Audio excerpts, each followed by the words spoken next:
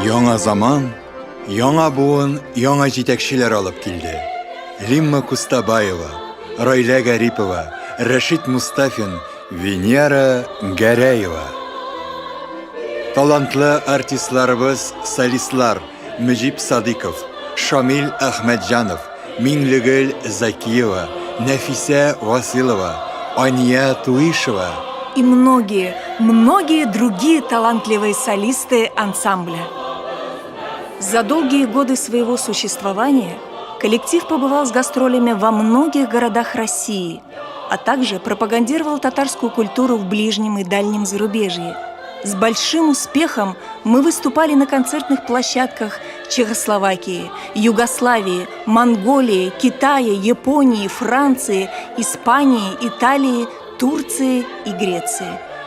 В 1986 году в городе Москва ансамбль занимает первое место на всероссийском смотре ансамблей песни и танца. А в 1988 году коллектив удостоен Ордена Дружбы Народов.